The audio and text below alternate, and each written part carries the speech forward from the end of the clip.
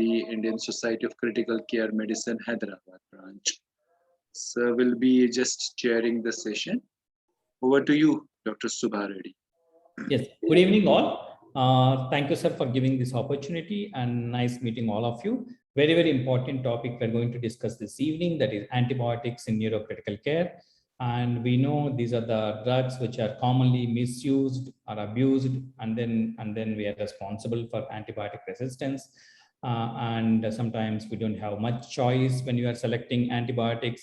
So if you ask me, this is a very simple topic. At the end of the day, if you see what antibiotics we use in NeuroICU, they're very limited. Now, most of the gram-negative organisms, we don't have much options. So gram-positive, we don't have much option.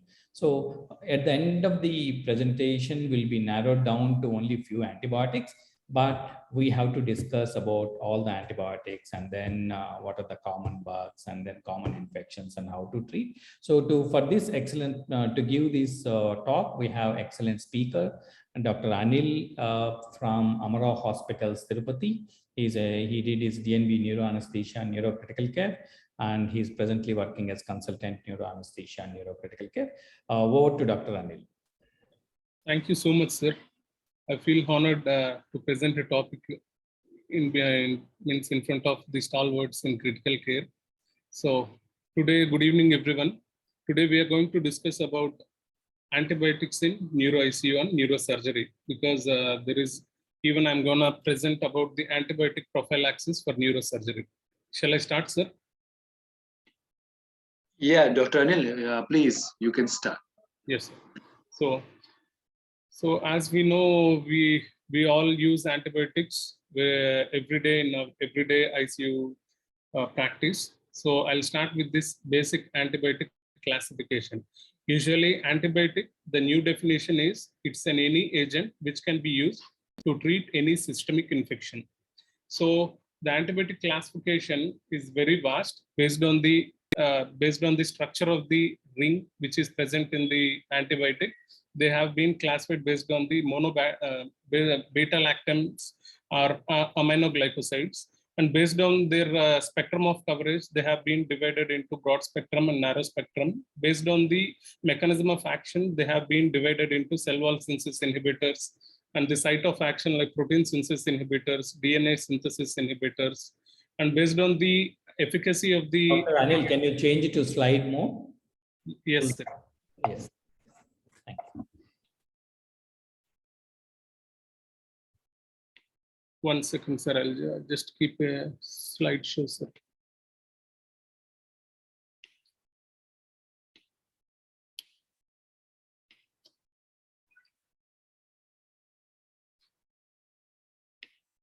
Yes, sir.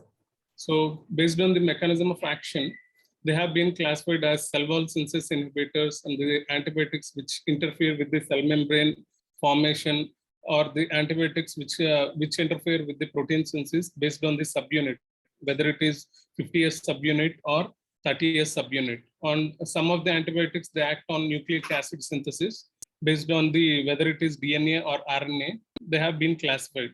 So I'll start with this. Cell wall synthesis inhibitors, basically these are the beta-lactamase, beta-lactams, along with the beta-lactamase inhibitors and some glycopeptides and monobactams and carbapenems. So I'll start with beta-lactams. These are the penicillin group. They can be synthetic or natural. I'll just explain the important antibiotics, so which we use in our ICU. So I'll start with penicillins. Some of the penicillins are narrow spectrum, which are resistant to beta-lactamase, and some of the penicillins are broad spectrum, which are sensitive to the beta-lactamase. So that's why the broad spectrum penicillins, which has beta-lactamase sensitivity, for example, piperacillin, these penicillins has to be given along with the beta-lactamase inhibitors like tazobactam, and some other penicillins are usually combined with the beta-lactamase inhibitors like clavulanic acid, tazobactam, and sulbactam. And then narrow spectrum, which are beta-lactamase resistant, these are the penicillins like amoxicillin, ampicillin. Yes, sir. So, and then the antibiotics which interfere with the cell wall synthesis, these are the other which we use routinely in our ICU practice. These are meropenem and imipenem, and the monobactams, aztreonam is the monobactam which we use for as a narrow spectrum antibiotic. They work mainly on the gram-negative organisms. And then antibiotics which interfere with the cell membrane, these are polymyxins, and which interfere with the protein synthesis, whether it is 30S or 50S. Aminoglycosides, tetracyclines, they act on 30S. Chloramphenicol, macrolides, lincosamides, like linezolid, they act on the 50S subunit.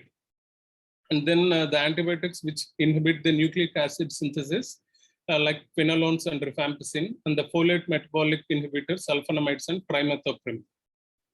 And then here is the just a glimpse of the coverage of the antibiotics. Aminoglycosides, polymyxin, they are narrow spectrum. Mainly they are very active against the gram-negative organisms. And penicillins, tetracyclines, sulfonamides, fluoroquinolones, carbapenems, cephalosporins, these are, they can cover most of the gram-positive and the gram-negative organisms. Whereas macrolides, glycopeptides, and lincosamides like linezolid, they have exclusively gram-positive coverage.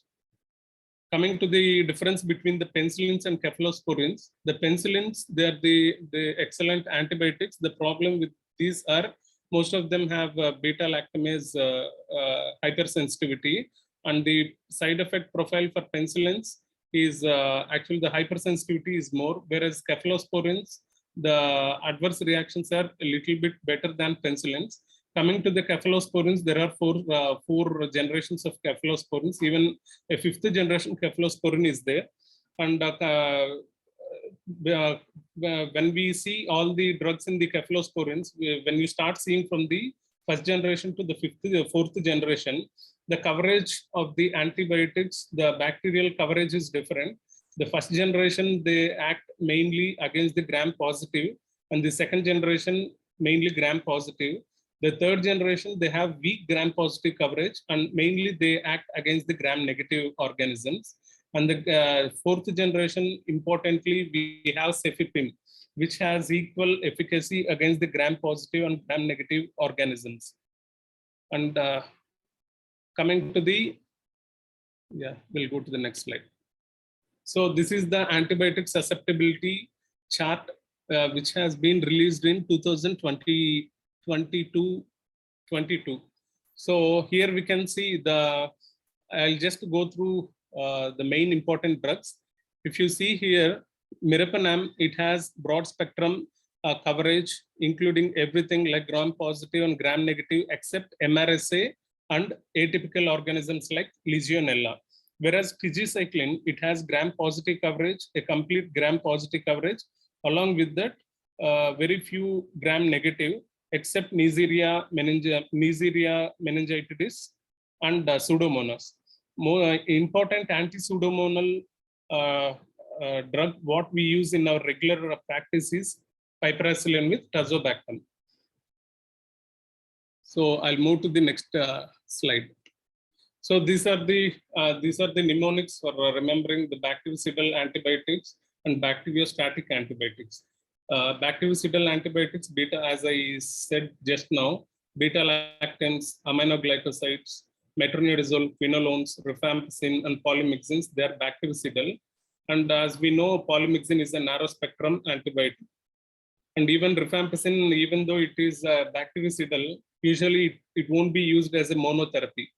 Whereas coming to the fluoroquinolones, this has excellent atypical coverage. So that's why we use in our regular ICU practice. Coming to the glycopeptides, vancomycin is an important glycopeptide, which acts mainly on the gram-positive, especially Staph aureus, which is resistant to methicillin. And even if there is any vancomycin resistance, we use picoplanin for vancomycin resistant Staph aureus.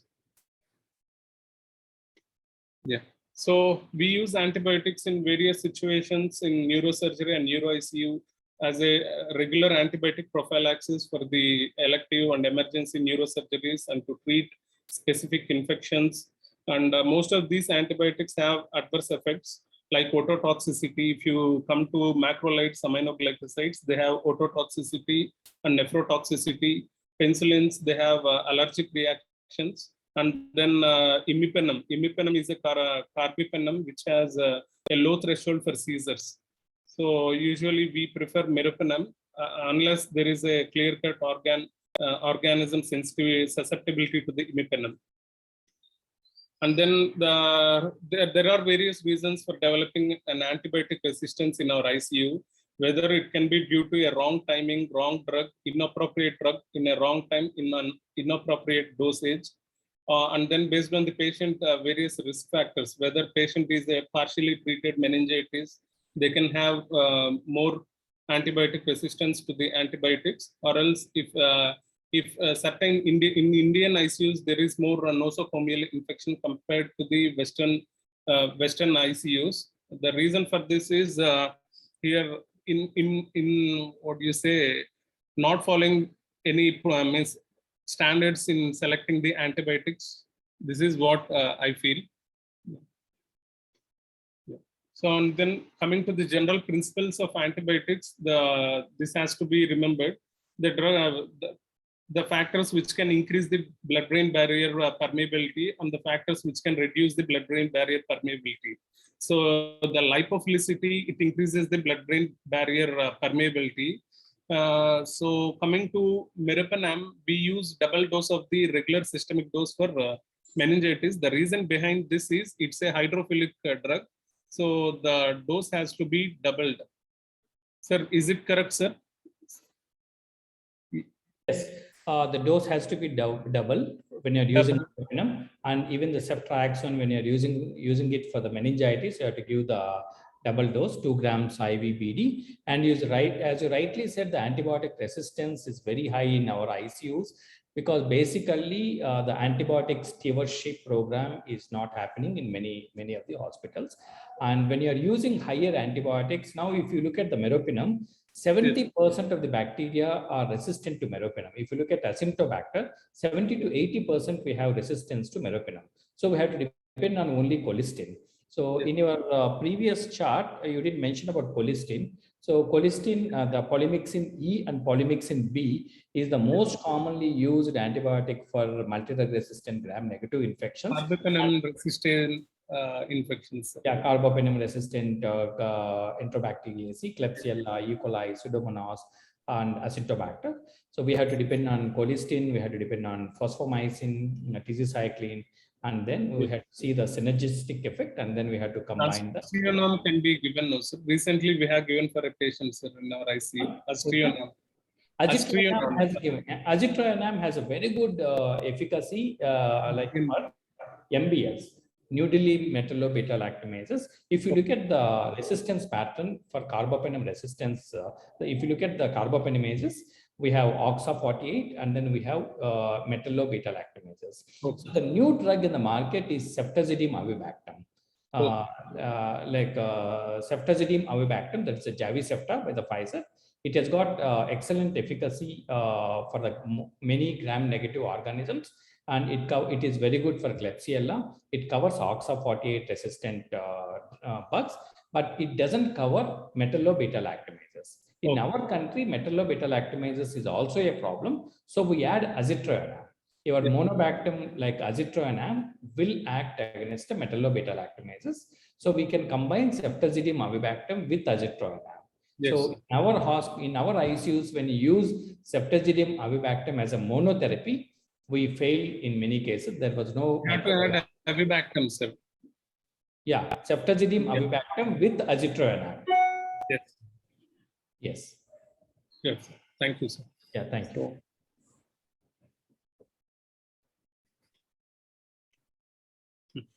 So, and then I'll just explain about this. Antibiotics and their concentration in the blood-brain across the blood-brain barrier. The ventricular CSF, they have considerably lower amount of antibiotic than the lumbar CSF. I don't know the reason behind this. I guess it can be gravity dependent, but I don't know exactly. And the penetration of antibiotics through the blood-brain barrier Actually, the inflammation can increase the permeability across the blood-brain barrier.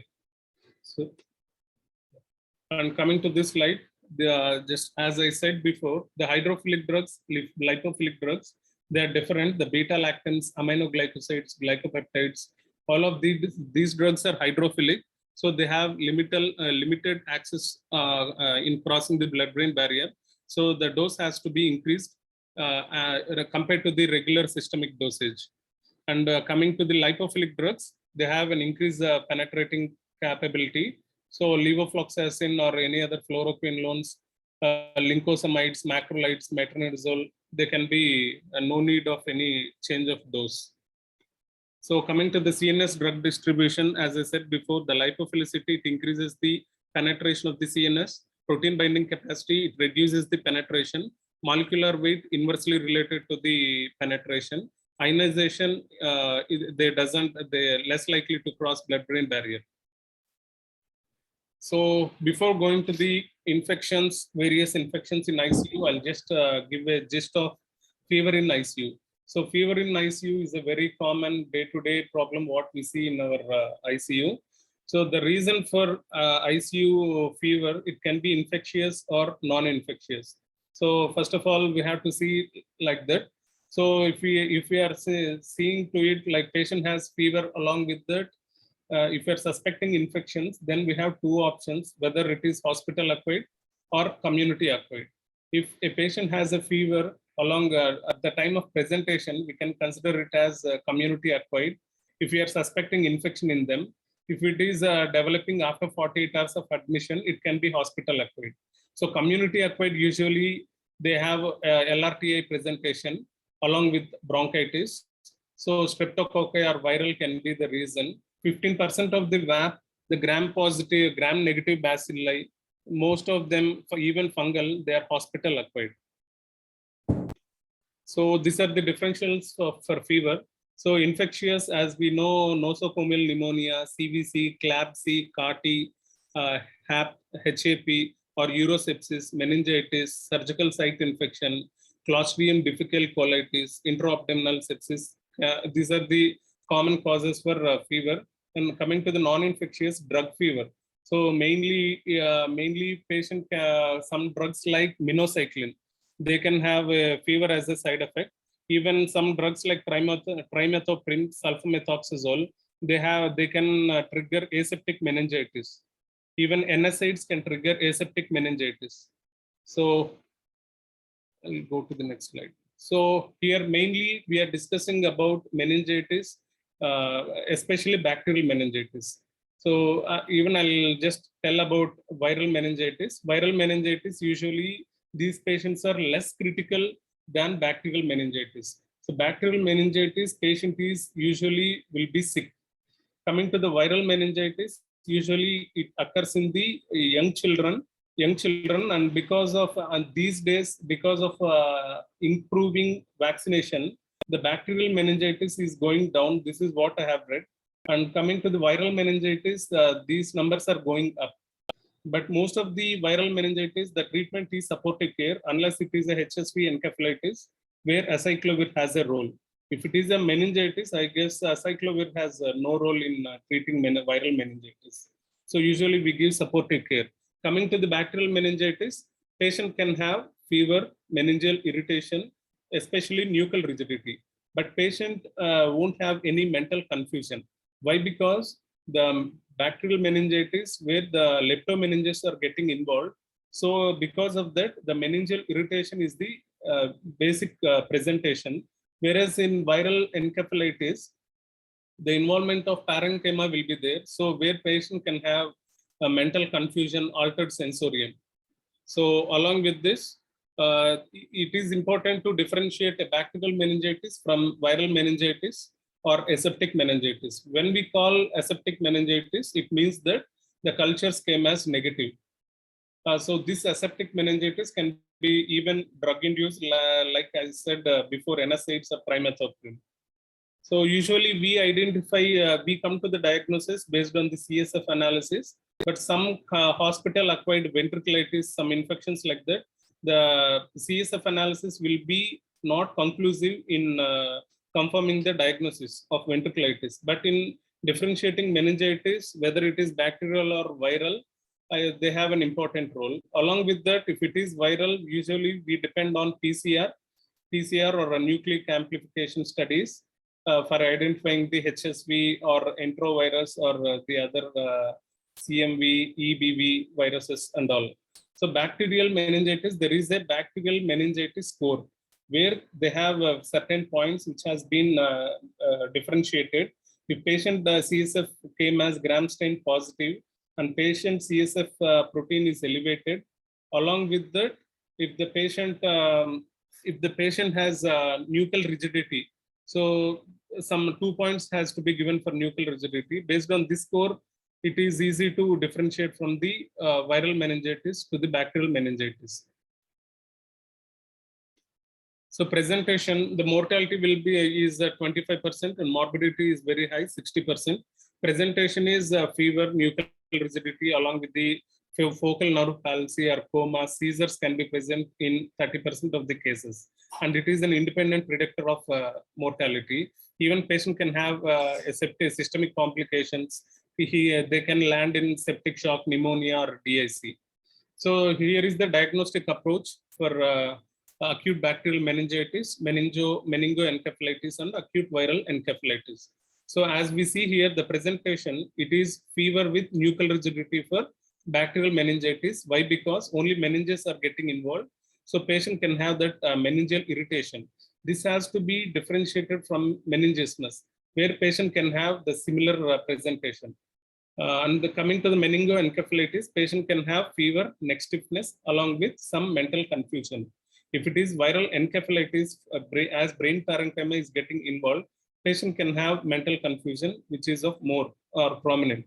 The common usual pathogens for acute bacterial meningitis is pneumococci, meningococci, or H. influenza.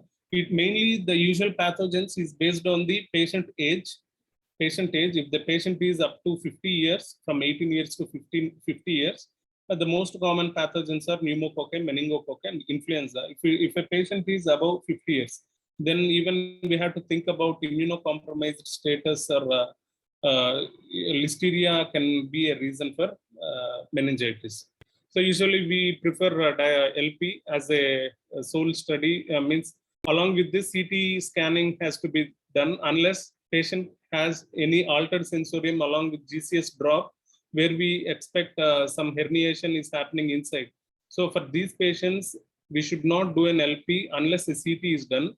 But overall, we have to administer the antibiotics within 30 minutes of the patient suspicion. When we are suspecting meningitis, antibiotics has to be given within 30 minutes. And the LP or CT should not delay the antibiotic administration. And antibiotics has to be, LP has to be done within 1 or 2 hours after antibiotic administration if it is inevitable. And coming to the CSF lactic acid level, so usually CSF lactic acid is, if it is more than 4 millimole per liter, then we consider it as a significant. Usually we use the CSF lactic acid for hospital-acquired ventriculitis, because the CSF lactic acid has solely, sir, I think we have to do even CSF procal to differentiate the bacterial and viral, sir. Yes, CSF procalcitonin and CSF lactate, these are the very, very important markers. Yes, sir. So even we have to relate with the serum procalcitonin for bacterial meningitis, sir. If it is normal in serum and if it is CSF procal is more, then it is more towards the viral encephalitis, sir. So empirical therapy, we start with third generation cephalosporins. As we all know, they have both gram-positive and gram-negative coverage, and they can cross the blood-brain barrier.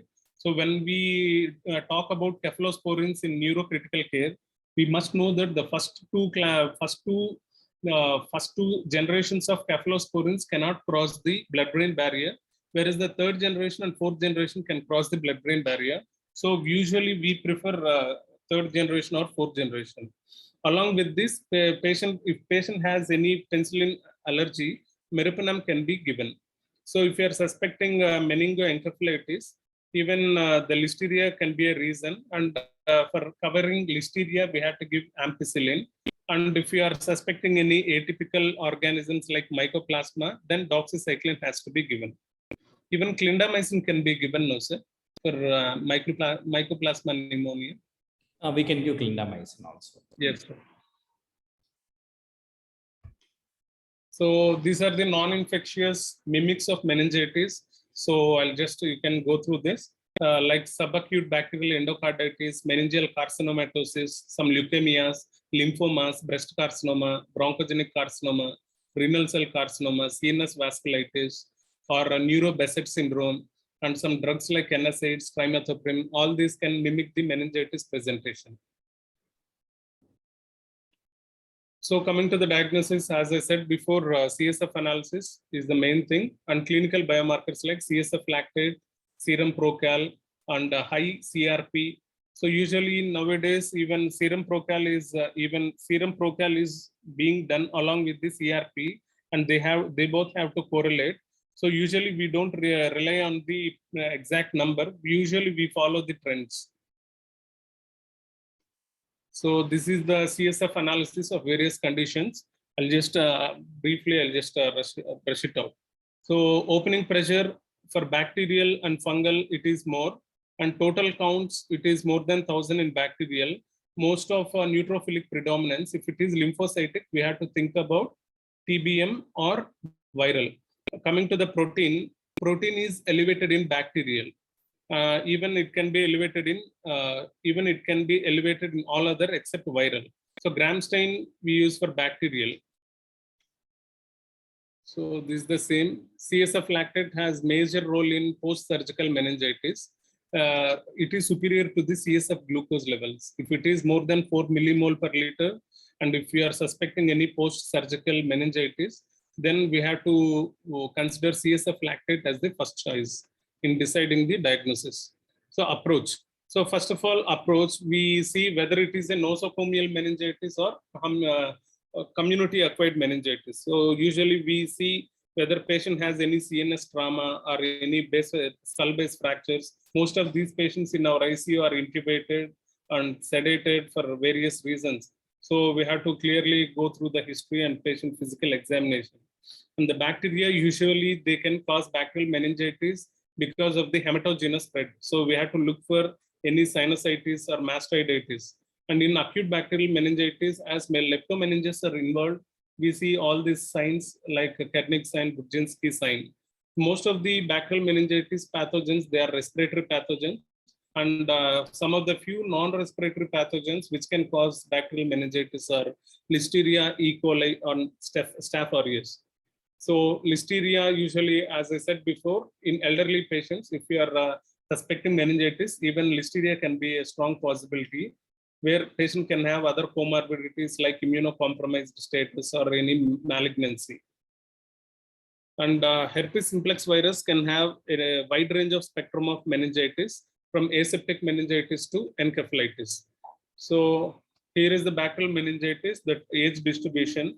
For pediatric age group, Agalacti, E. coli are more common, and for up to 5 years, H. influenza, and for adults, pneumococci, meningococci, and if it is elder patient, Listeria is more common.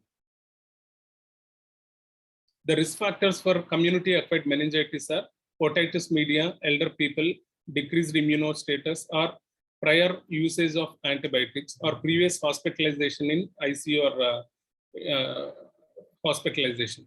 Nosocomial meningitis, usually we call it as a catheter meningitis. Not all the nosocomial meningitis are catheter meningitis. Even the catheter meningitis, it has an incidence of 2 to 27%. Most of these organisms are enters through the skin. So we suspect Staph aureus or coagulase negative staph, where it is the Staphylococcus epidermidis. Along with this, gram-negative bacteria can be a reason, like Acinetobacter, Pseudomonas, Enterobacteriaceae. The risk factors for nosocomial meningitis are repeated catheterization, higher catheter duration, repeated CSF samplings, or the presence of concomitant systemic infection, or the bad surgical technique, or usually the incidence of post-craniotomy meningitis is up to 10%. So usually the most common organism for post-head trauma meningitis is cons and Enterobacteriaceae. And post-internal ventricular drain infection, the incidence is around 10%. In similar organisms like cons, staph, propionibacterium, all these are the most common organisms. When we talk about propionibacterium, usually we consider negative CSF cultures for 5 days as a negative one. But for if you are suspecting propionibacterium, we have to wait for day 10 to confirm that culture is negative. And coming to the community-acquired meningitis, the choice of antibiotics in community-acquired meningitis depends on the antibiogram or antibiotic susceptibility of those particular ICUs. They have few infections like MRSA, gram-negative sepsis, which are more common in few ICUs. In those ICUs, they can take a decision in deciding the antibiotic by keeping in mind of all these organisms, which are predominantly they are encountering in their ICUs. Usually we start with third generation cephalosporin as they have a very good CNS penetration. Along with this, we give vancomycin. Why? Because to coverage the gram-positive. So by gram-positive organisms. Addition of amoxia rampy can be decided if the patient is elder. If beta-lactams are contraindicated, then we can give chloramphenicol along with the vancomycin, and we add quatermaxazole if the patient is elder.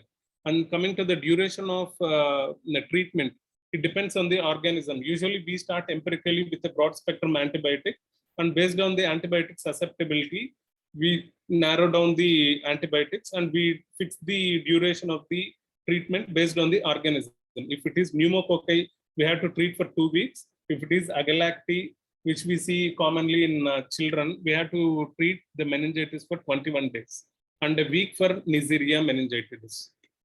And 21 days for aerobic gram-negative bacilli. And if it is Listeria, even we have to treat for 21 days.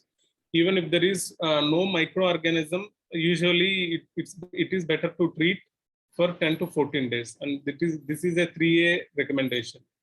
And coming to the role of steroids in bacterial meningitis, steroids has to be given before administering the antibiotics. So once the antibiotics are given, is there any role of steroids after antibiotics? The literature is saying there is no role of steroids after administration of antibiotics. So anything else can be given in place of steroids. There is a literature reference which I have quoted here. Oral glycerol can be an alternative to IV Dexa in bacterial meningitis before administering the antibiotics. So coming to the nosocomial meningitis, usually we start treating like a hospital-acquired meningitis. We start giving third generation cephalosporin along with vancomycin. And here this is what Subbareddy sir has told just now. So colistin can be given if you are encountering any carbapenem resistance. So like resistant Acinetobacter, which even meropenem cannot work. So in those cases, we prefer colistin. If beta-lactams are contraindicated, we recommend replacing beta-lactam with aztreonam or ciprofloxacin. Intraventricular or intrathecal antibiotics should be considered if there is very poor response to the systemic antibiotics. And coming to the brain abscess, it has a similar presentation. And basically brain abscess, it can be epidural abscess or subdural empyema or a localized brain abscess. So fever is less common than meningitis, and the neurological examination is usually normal. Based on the location of the abscess, patient can have deficits. Usually brain abscess is polymicrobial. So on the risk factors are immunocompromised patients, head trauma patients, recent neurosurgery, or a cyanotic heart disease patients. So high recurrence rates are possible if you are treating inadequately, and usually they require surgical intervention as in 6 to 8 weeks of intensive antimicrobial therapy. By the time the pus will be sterile. So the most common organisms which can cause brain abscess are streptococci, staph, gram-negative bacilli, anaerobes, pseudomonas, and H influenza. Even it is up to 25% of the cases are polymicrobial. The risk factors are otitis media, sinusitis, trauma, congenital heart disease, and the remaining systemic diseases. Usually we prefer third generation cephalosporin plus metronidazole. Why metronidazole? So abscess, usually we prefer anaerobic coverage. That's why we prefer metronidazole. So vancomycin can be added if you are suspecting any MRSA. And vancomycin plus ciprofloxacin can be used if you are finding any beta-lactamase contradiction. So therapy has to be given for 4 weeks.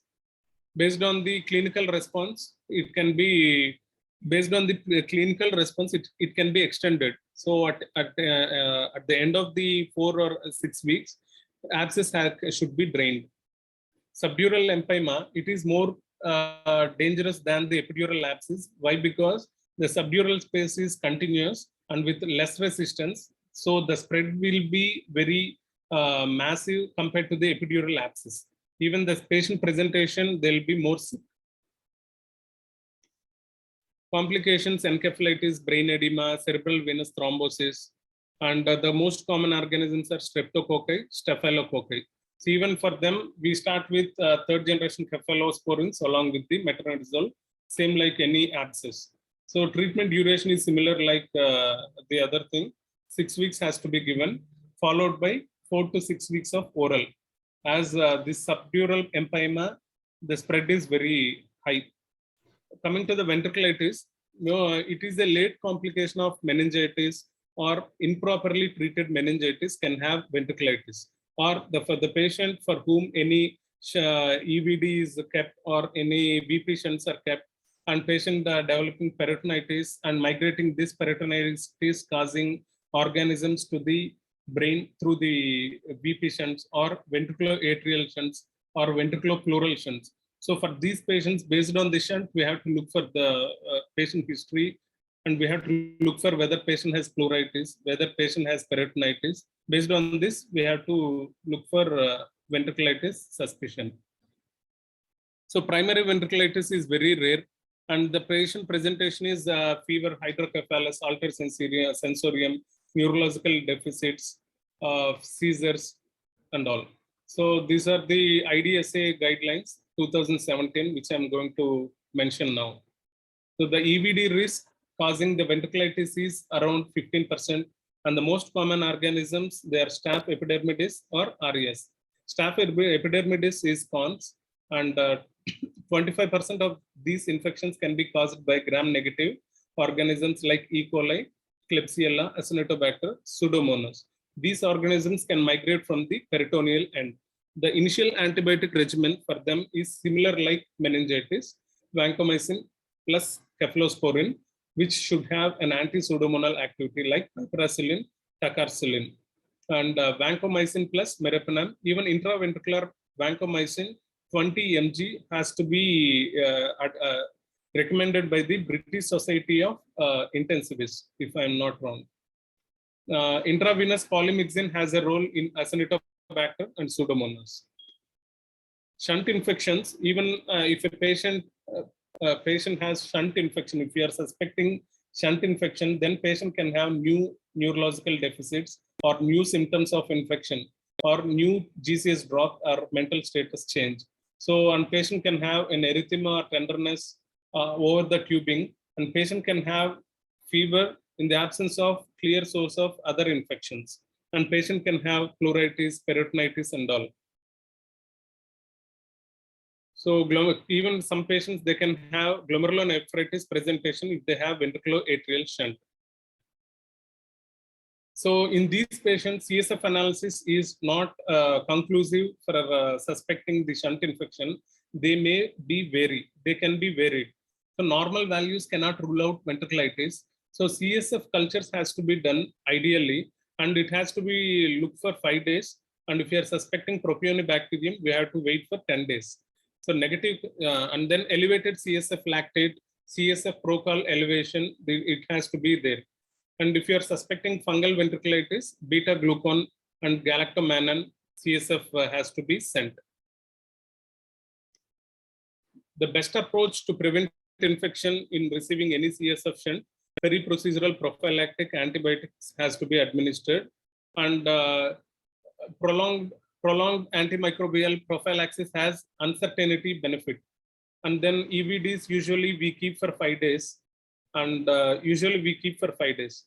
And antimicrobial impregnated CSF shunts, the BTF guidelines 2016, they have suggested antimicrobial impregnated CSF shunts can reduce the infections.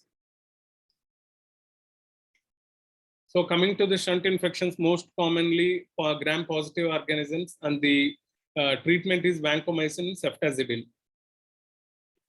And even intrathecal gentamicin can be considered.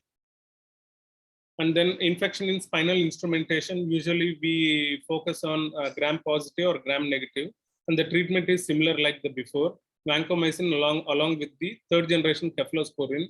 The important thing is the removal of hardware is usually not required if you are suspecting any spinal instrumentation infection.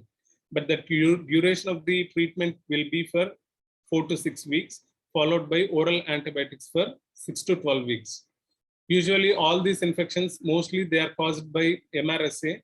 As I said before, vancomycin and plus or minus rifampicin can be given for 4 to 6 weeks. So these are the 4 stages of various surgical conditions where surgeries are being operated. Neurosurgery, it can be clean, contaminated, or dirty. And the latestly, they have categorized into 5 categories: clean with foreign body, clean, contaminated, and dirty. And risk factors are, if for post-operative infection, patient has to be a ASA classification of more than 2, and post-operative monitoring of ICP is planned, or any CSF leaks are there, or procedural duration is more than 4 hours, and comorbidities like diabetes, placement of foreign body, concurrent or previous shunt infection, or it's an emergency procedure. In these patients, we have to think about post-operative infection. So surgical site infection, usually they have gram-positive bacteria like Staph aureus or Cons. So several studies, they have identified more of MRSA. General principles, when selecting an antibiotic for antibiotic prophylaxis in neurosurgery, it has to be a broad spectrum antibiotic, and it should have a bactericidal action at the time of incision, and do not overuse after the surgery. So most of the surgeries, they prefer single dose of antibiotics if it is a clean surgery, or else in our institute, we give 3 doses of antibiotics, especially cefazolin or any second or third generation cephalosporin for 3 doses. Usually they avoid vancomycin, because vancomycin can have a red man syndrome. The red man syndrome is the development of erythema around the face and neck. Even vancomycin resistance is a problem. So then we have to go for teicoplanin, which has more side effects like thrombocytopenia. Is it correct, sir? Teicoplanin having thrombocytopenia? Not much. Yes, there is. It's a side effect, but we don't see much. We can safely use teicoplanin, and Okay. we have other side effects with vancomycin: nephrotoxicity, ototoxicity, Yes. Redman syndrome. So teicoplanin is quite safe, but again, the dosing of teicoplanin and then getting the therapeutic levels. Vancomycin, you can measure the serum levels of vancomycin, trough levels, and all you can measure, but therapeutic monitoring for teicoplanin is difficult. Okay, sir. So these are the ASHP therapeutic guidelines for antibiotic prophylaxis. ASHP is American Society of Health System Pharmacists, along with IDSA and SIS. They have framed all these guidelines. For clean procedures, antimicrobial prophylaxis is recommended. A single dose is enough. And then choice of agent, it can be clindamycin, vancomycin, piperacillin, fluoxacillin, which has gram-positive coverage, and at the same time broad spectrum.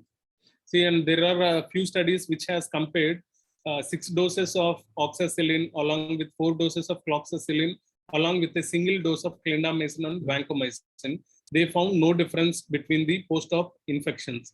So that's why most of the neurosurgeons, they prefer single dose of antibiotics if the surgery is clean, and they can extend up to 3 doses based on their surgical thing. And then the majority of neurosurgeons, They recommend antibiotics for EVDs. Mostly 73.5% of the neurosurgeons have opted to give antibiotics for EVD insertion.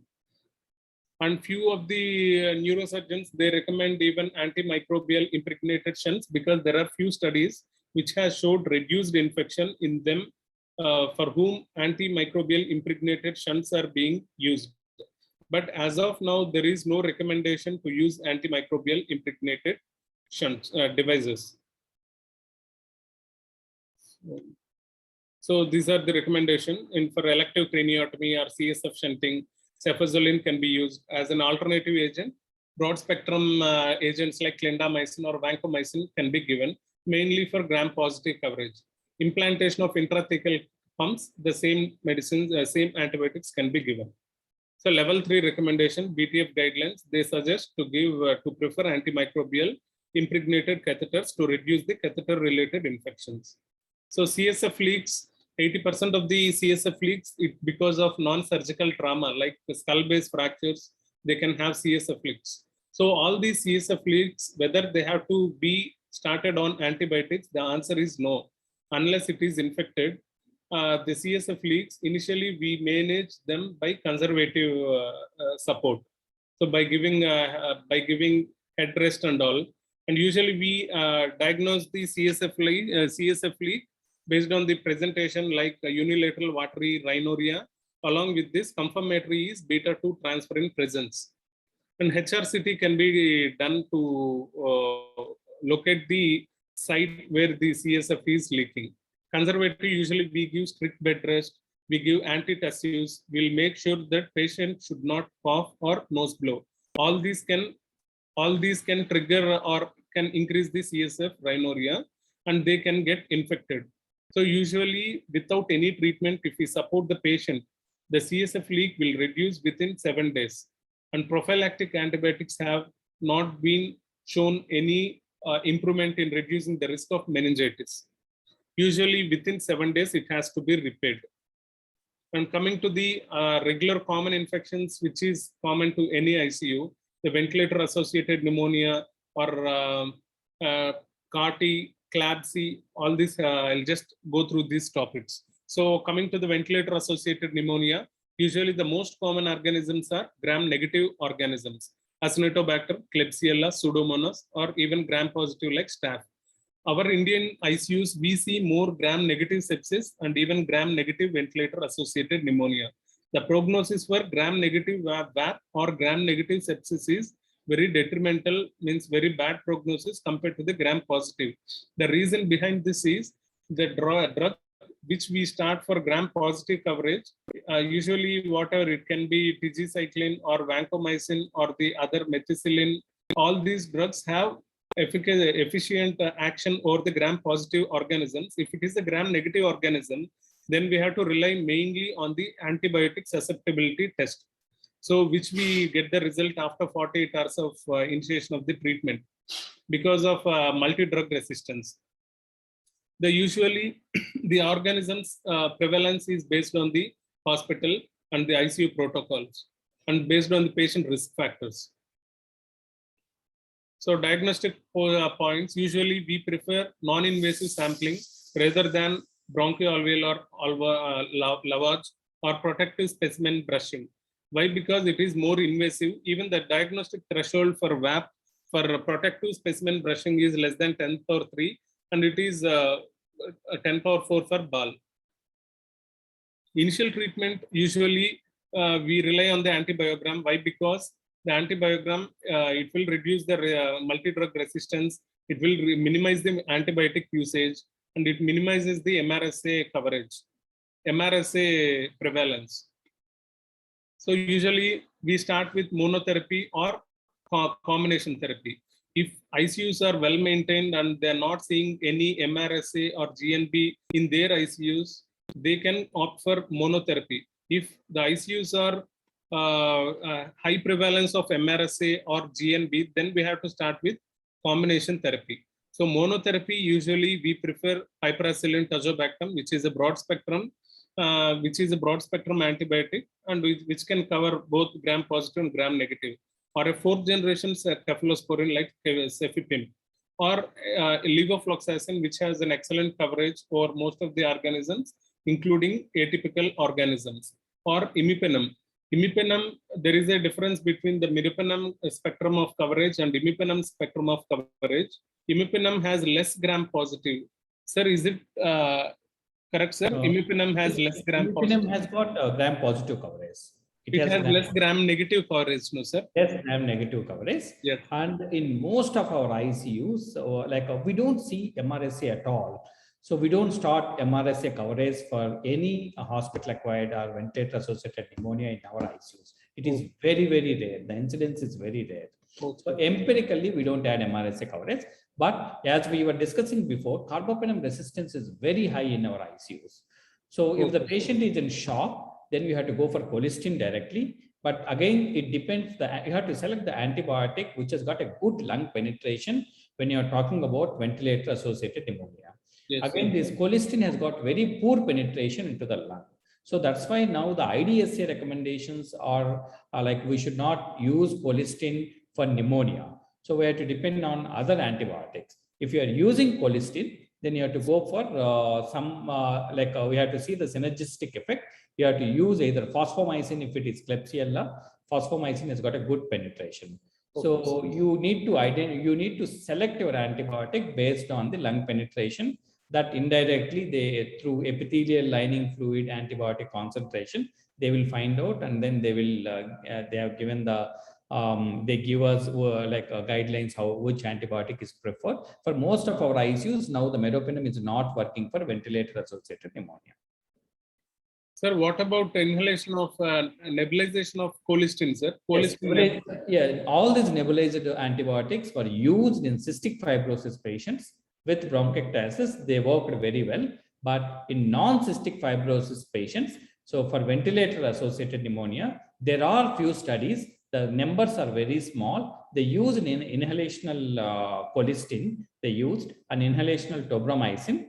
And then they found if you look at the lung concentration when you are using inhalational colistin, it reaches 50 to 100 times more than what about the MIC level. So definitely there is a role for inhalational antibiotics, but again we have to select very carefully, and then you have to use ultrasonic nebulizers.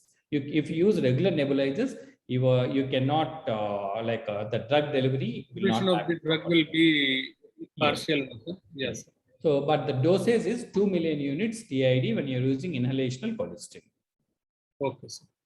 So coming to the ICUs with high prevalence of MRSA or GNB, combination therapy is usually required.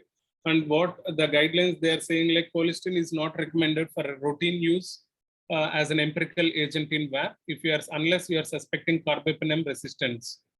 So usually these are the recommendations. Usually we give a combination therapy. So duration of the course, if the short course or longer duration, if you are seeing a good clinical response to in the patient, then we can limit the antibiotic usage up to 7 to 8 days. And if you are seeing any structural disease in the patient, and if you are finding any non-fermenting GNBs in the culture, then we can extend the treatment up to 14 days. So when should an anaerobic cover be added for VAP, and which is the preferred antimicrobial agent?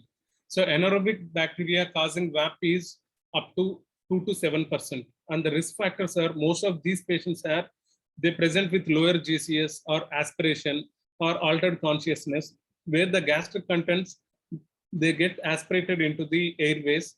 These patients can have anaerobic ventilator associated pneumonia. So in these patients, we make sure that antibiotics which has anti-anaerobic coverage like metronidazole or clindamycin has to be started. And you should remember like this, when you are talking about anaerobic coverage due to aspiration pneumonitis, above diaphragm and below diaphragm. Any infection above diaphragm, like aspiration pneumonitis, clindamycin is a better choice. When you're talking about anaerobic infections below diaphragm, that is gastrointestinal, metronidazole is a good choice. Oh, yes, sir. Thank you. Yeah. When to give atypical coverage? So atypical organisms causing VAP, even the incidence is 5 to 7% of overall VAP cases. And the risk factors are colonization in the hospital water supply, which can have Legionella, or patient who is on who was on prolonged corticosteroids or chemotherapy, or patient is elder who has renal issues or previous antibiotic usage, and patient presentation is poor GCS. In these patients, for atypical coverage, we prefer fluoroquinolones, levofloxacin, or moxifloxacin. Even moxifloxacin is a better drug which has a broad spectrum coverage. And even we can opt for macrolide like azithromycin, because the positive thing for macrolides is the duration can be, means we can give once or twice a day. So repeated dosings are not necessary for macrolides. So for this reason, we can opt for macrolides. If not, we can go for fluoroquinolones. So serum procalcitonin can be used as a guide for de-escalating of antibiotics. If you are anticipating any better change in the patient clinical course, it can be repeated after 7 to 8 days. And coming to the catheter-related bloodstream infections, so the incidence is up to 10%. Indian ICUs, these are very high. They are up to 60% because of improper sterile, improper handling the catheters, or not maintaining the sterility during the procedures. And the risk factors are longer indwelling catheter durations, immunosuppression, diabetes, sepsis at the time of insertion, multi-lumen catheters, or higher Apache at the time of admission. The most common organisms, they must enter into through the skin. So usually we can anticipate Staph aureus or cons, coagulase negative Staph epidermidis, or enterococci. Even fungi are a common cause for catheter-related bloodstream infection. So usually we draw, once we anticipate or once we suspect patient is having catheter-related bloodstream infections, immediately 2 to 3 sets of blood cultures has to be drawn, 1 from the central line and 2 from the peripheral site.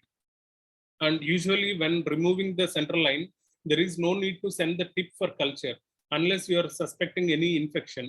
And if you are suspecting an infection and catheter tip has showed some organisms and the peripheral blood has showed negative culture, then there is no need to treat the patient.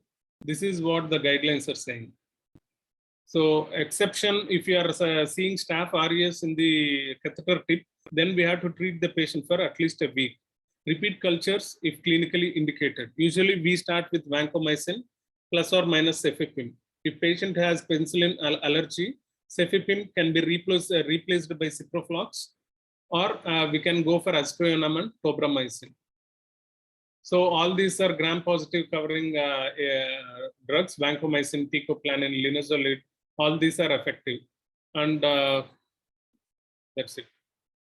Next. So duration of the treatment. So usually we prefer short duration, less than 14 days of antibiotics is effective, because the trials which has showed compared short duration and longer duration, they have a similar result. So for gram-negative bacteria, usually 7 days of treatment is enough. And if we are suspecting and if we are seeing any fungi growing in the catheter-related bloodstream infection, then we have to treat the patient for 14 days. Coming to the CAR-T, catheter-associated urinary tract infection, these patients, they present with high-grade fever, with chills, with burning micturition, dysuria, or cloudy urine. So should we, I'll explain all this in the next coming slides. The incidence of CAR-T is more than VAP and more than CLABSI. These are the most common infection. Usually the organisms which are responsible for CAR-T are gram-negative, and some fungi like Candida can cause CAR-T. Risk factors are duration of catheterization, length of ICU stay, prior antibiotic usage, or female gender. Because of anatomical reasons, the female gender are more prone to have CAR-T. So increasing prevalence of extended spectrum beta-lactamase producing gram-negative bacteria in the urinary cultures of catheter-associated UTI is seen. So there is a resistance even to piperacillin tazobactam. So usually we use aminoglycosides or beta-lactam along with beta-lactamase inhibitors, or carbapenem or phosphomycin. Candida, if you are suspecting, you can go for fluconazole. So usually what's the difference between catheter associated UTI or catheter and catheter associated asymptomatic bacteriuria? Should we treat all the pyuria cases? The answer is no. Unless there is a culture grown in the party specimen, there is no need to treat a pyuria. This is what this slide is saying. So coming to the organisms causing CAR-T, cons. So a single positive culture, no need to treat. If the follow-up culture is showing the same cons, because the most of the cons can be a commensal. Is it right, sir? The first culture showing cons, no need to treat. Oh, it depends on the clinical picture actually. Okay. If the patient is symptomatic, then we have to treat. Otherwise, asymptomatic maybe contaminant. You have to identify whether it is contaminant or a culture proven bacteremia. So if you are talking about yeast, blood cultures are growing yeast, Yes. then you will never think it is contaminant. It is, we have to treat it. Cons, sometimes it may be a contaminant. Okay. So we start with oxacillin, and the treatment is 3 to 7 days if catheter is removed, and if there is any catheter salvage attempt is being done, then we can plan to give for 14 days. And coming to the methicillin sensitive staph aureus and resistant staph aureus, we go for oxacillin for MSSA and vancomycin for MRSA, even teicoplanin for VRSA. So pearls, remove catheter because high relapse rates can occur if the catheter is not removed. Vancomycin is inferior to oxacillin in methicillin sensitive staph aureus. This is an important point to be noted. Yeah, So this is very, very important. We should not use vancomycin here. Irrational usage of vancomycin, which can cause resistance. Yes. So patient with staph aureus bacteremia, we have to look for a 2D echo to rule out endocarditis. Linezolid should not be used routinely for staph aureus bacteremia. So these are the other organisms which can cause a CAR-T. Enterococcus fecalis, which can be a contaminant, and repeated cultures is mandatory, and we can start treating them with ampicillin for 7 to 14 days. Enterococcus faecium, these can be treated with linezolid or daptomycin. Candida, yeast, as Sir said, yeast in blood is never a contaminant. So clinically stable, if the patient is clinically stable, we can start with a fluconazole. If patient is not stable, then we have to go for micafungin. And based on the Candida subspecies, if it is Candida crus, fluconazole should not be used because Candida crus has an intrinsic resistance to the fluconazole. And in these cases, we have to go for micafungin even if the patient is stable. If I remember the new IDSA guidelines, Yes. if there is candidemia and then blood cultures are growing yeast, it's better to go for echinocandins initially, because fluconazole is fungistatic, echinocandins are fungicidal. So better to start with echinocandins. You can use either anidulafungin 200 milligrams stat and 100 milligrams once a day, or micafungin or caspofungin. But we need to send the cultures again after 48 hours after starting your echinocandins. And then from the negative culture, you have to give for 2 weeks antifungals. Okay. From the negative culture, not from the first positive culture. Okay, sir. So empirically, we can start anidulafungin, sir. Yeah, anidulafungin we have to start. Anidulafungin, because that has got that doesn't have any liver side effects and all. Either anidulafungin or micafungin. And then I have to go. The advantage of like you have to, when you are giving anidulafungin, you have to give a bolus dose of 200 milligrams and then daily 100 milligrams. So when you are giving caspofungin, you have to give a bolus of 70 milligrams and then 50 milligrams once a day. Advantage of micafungin is the bolus dose and the regular dose is same. So no need to worry about the bolus dose in micafungin. Okay. So coming to the other common infection which we see in our ICU, Clostridium difficile infection. So what's the basic definition for Clostridium difficile infection? More than 3 unformed stools in less than a day, and a positive stool test for Clostridium difficile, or a colonoscopic evidence of pseudomembranous colitis. Laxatives has to be stopped at least for 1 to 2 days to do a C. diff test. And once the sample is taken, it should not be delayed. And if there is any transport delay, it should be refrigerated. And coming to the treatment, metronidazole can be given for uncomplicated cases, And vancomycin can be given if there is no response to the metronidazole or if the patient is a more severe CDA infection. So indications of vancomycin, there is no response to oral metro or second episode of recurrent disease. So IV metronidazole and IV vancomycin has limited role in treating Clostridium difficile because of the absorption issues. So ideally oral 125 mg vancomycin has to be, sir, is it 125 mg, sir? 6-hourly 125 mg, and if the patient is not responding, you can go for 250 milligrams. Yes. So these are the recommendations. And vancomycin has to be tapered. So initially we start with 125 mg 4 times a day for 14 days, followed by 125 mg BD for 7 days, followed by OD for a week. And then even we can opt for pulse dosing 125 mg for every 2 to 3 days for 2 to 8 weeks to prevent the recurrence. Infection control, we have to use the soap and water, and we have to avoid alcohol-based solutions because they doesn't work. Thank you for your patience, as this topic is very vast and at the same time. Thank you, Dr. Anil, for that excellent presentation. I never thought you will cover so many topics. I think you covered entire spectrum of surgical prophylaxis, meningitis, ventriculitis, nosocomial meningitis, and we see all the type of infections, the nosocomial infections we see in the neurointensive care unit. If you take VAP, CLBSI, and COTI, you covered almost all the infections, including C. difficile. That is excellent presentation. Thank you, shall we take some questions from the audience? And there are some questions in the chat box. And the first question is from Dr. Umesh. Dr. So Umesh. fundoscopy done, yeah, Dr. Umesh. Is fundoscopy done before doing lumbar puncture? I think we should not wait for fundoscopy when you're treating bacterial meningitis. It is very, very important because we know the bacterial meningitis, the mortality is very high, as Dr. Anil said. We should not wait for fundoscopy. If you do CT scan, if you do imaging, then you can go ahead and start antibiotics. Anything else you want to add, Dr. Anil? Yes, sir. Same, sir. Yeah. And is there any, again, Debashri is asking, is there any role of procalcitonin for guiding antibiotic therapy in intensive care unit? There was one excellent trial called ProRata trial.